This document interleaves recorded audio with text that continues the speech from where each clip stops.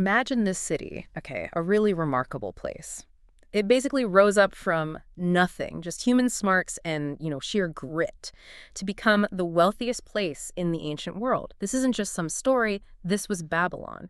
And what's fascinating is how its secrets, its ways of building wealth, might still be incredibly relevant for you today, thousands of years later. Absolutely. And that's exactly why we're diving into this today. We've got this incredible source, The Richest Man in Babylon. It's like a collection of stories, parables really, that boil down the financial wisdom of that whole civilization. It gives you a kind of shortcut, not just to getting money, but crucially, keeping it and making it grow. Yeah. So our mission here is to pull out the best bits, the real nuggets of wisdom tailored for you. And we kick off with a problem that probably sounds pretty familiar to a lot of people. Think about Bansir. He's a chariot builder, really good at his job. And Kabi, a musician, also talented. Right. They work hard, they live in this super wealthy city, but their own wallets, always lean. And they're wondering, why can't we get enough silver and gold, more than just for food and clothes? Yeah. That question just echoes, doesn't it? That feeling of working hard, but not quite getting ahead. It really does. And it sets up the whole book, leading us to Arcad, who's known as, well, the richest man in Babylon.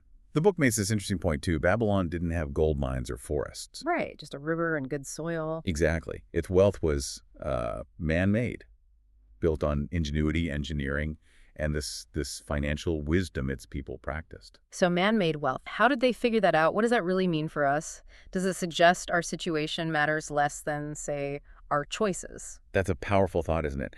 Arcad, when people asked him how he got so rich, didn't talk about luck or some secret scheme. He talked about something really simple, a basic truth an old money lender named Algamish taught him. Okay. It was surprisingly simple, but kind of profound. A part of all I earned was mine to keep. Huh. Mine to keep? Yeah. It sounds obvious, maybe, but it's more than just savings, like a mental reset. You start prioritizing your future self consistently, and that builds this foundation of confidence. That's fascinating. So it wasn't about needing a huge income right away, but about this consistent principle. And Algamish told him that part should be, what was it, not less than a tenth. Exactly. Not less than a tenth. And he made it super simple with this analogy, like about an egg merchant. Oh, yeah. He said, if you take a basket, put in 10 eggs every morning, and take out only 9 every evening, what's eventually going to happen? What's going to overflow? Simple as that. Right. And that's the idea. It's purposeful accumulation.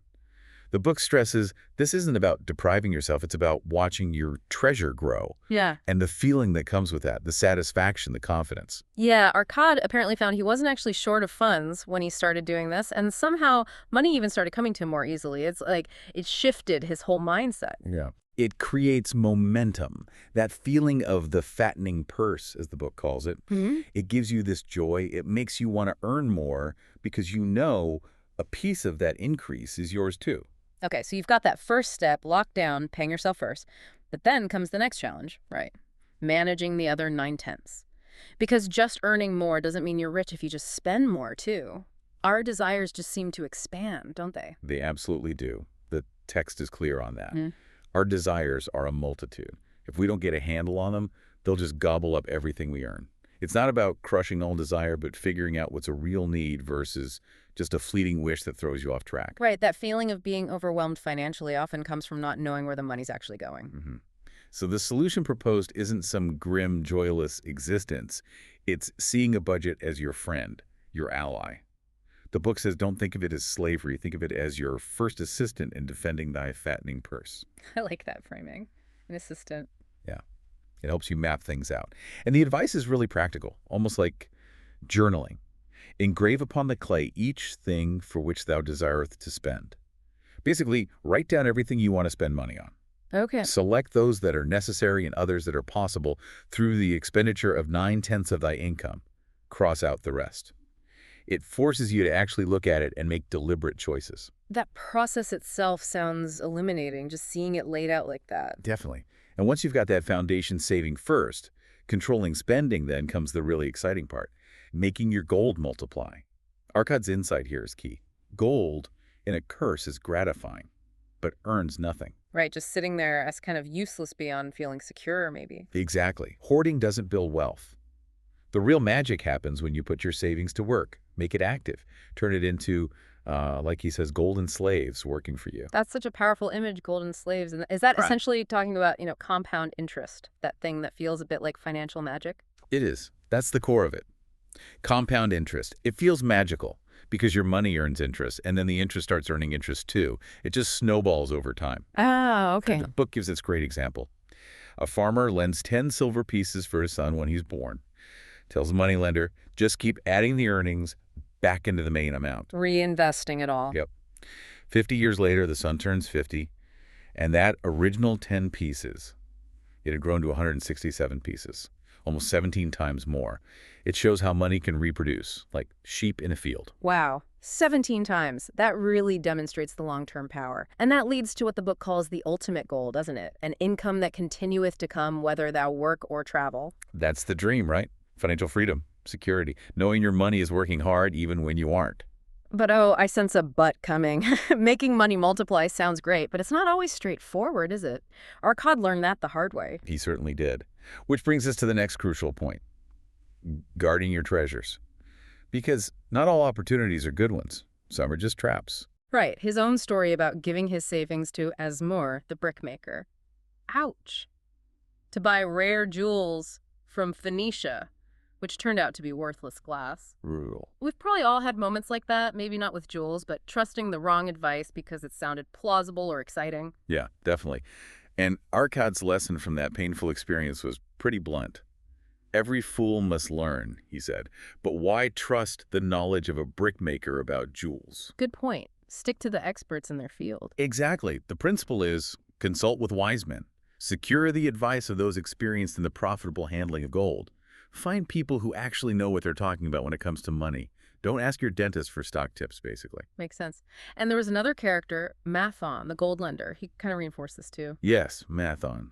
He had this token box where he kept reminders of all his loans, the good and the bad. He showed it to Rodin, a spearmaker who wanted advice about lending his savings 50 gold pieces to his sister's husband. Lending to family, always tricky. Very. And Mathon pointed out the safest loans were backed by property or to people with a proven ability to earn. He warned Rodin that lending unwisely, even to help someone, can just end up dragging you down with them. His final word. Better a little caution than a great regret. Sound advice. Okay, so guarding your investments is key. What else did the Babylonians see as vital for building wealth? Well, shifting from just external investments, they also stressed investing in yourself and your future security. A big one was owning your own home. Ah, the home ownership piece. Yeah, not just as shelter, but as a solid investment. It cuts down living costs over time, and the book says to own his own domicile. Putteth confidence in his heart and greater effort behind all his endeavors. It gives you a sense of stability, pride. That makes sense. And thinking longer term, too, like planning for old age or taking care of family. Definitely. Arcad emphasized making provision for the future, what we might call insurance or retirement planning today. He tells the story of Anson, the sandal maker. Anson saved just 2 silver pieces a week. Small amount. But over 8 years, consistently, it grew to over 1,000 pieces.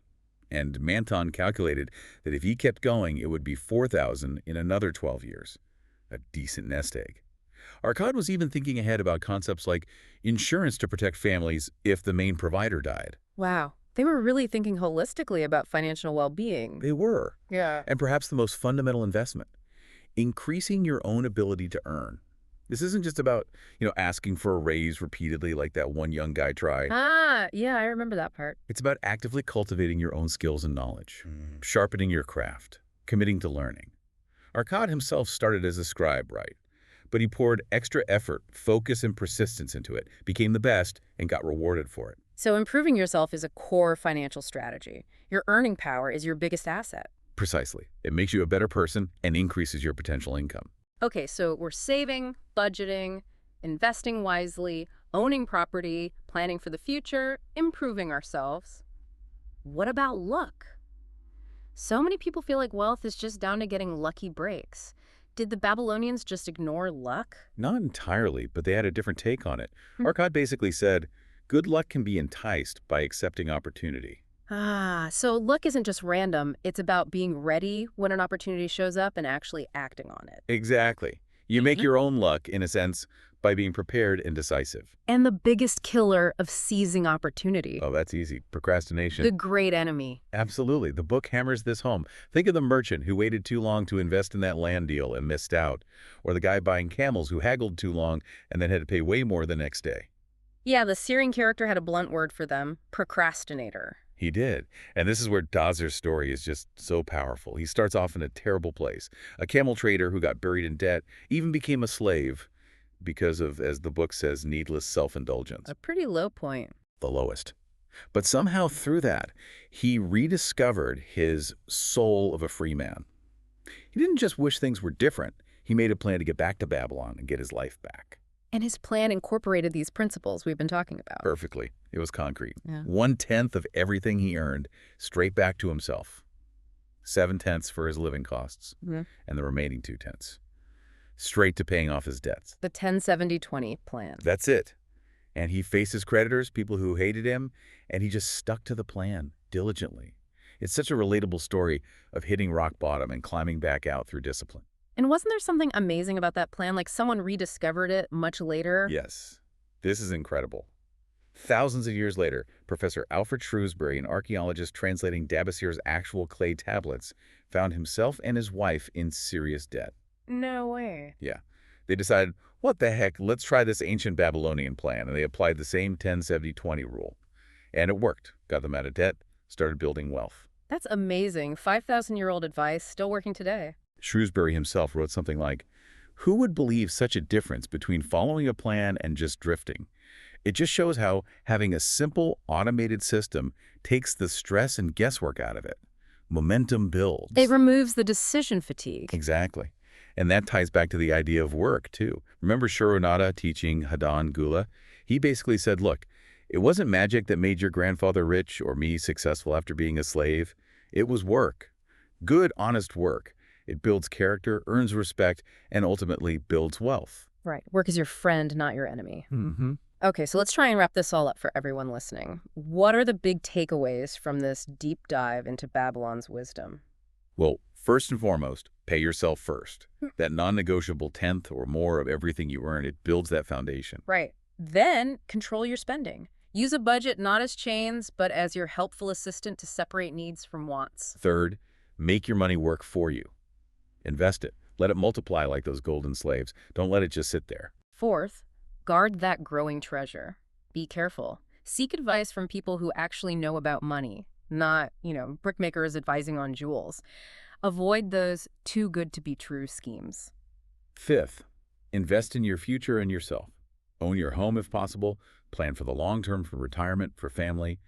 And always, always work on increasing your own skills, your ability to earn. And kind of woven through all of that is understanding luck, right? It's not just random chance. It's being ready for opportunity and grabbing it. Don't procrastinate. Yeah, and see work as your partner in this. Consistent, good work builds not just your wallet, but your character, too. These aren't just dusty old rules. They feel like a timeless blueprint. They really do. These aren't just quaint stories from antiquity. They feel like a practical, actionable guide for your financial life right now, offering maybe freedom from that constant money worry and the means to actually chase your goals. So here's something to maybe chew on after this. If the people of Babylon, starting with basically just mud and a river, built such incredible lasting wealth using these simple laws, what financial walls, what kind of future security will you build for yourself using the same ancient wisdom?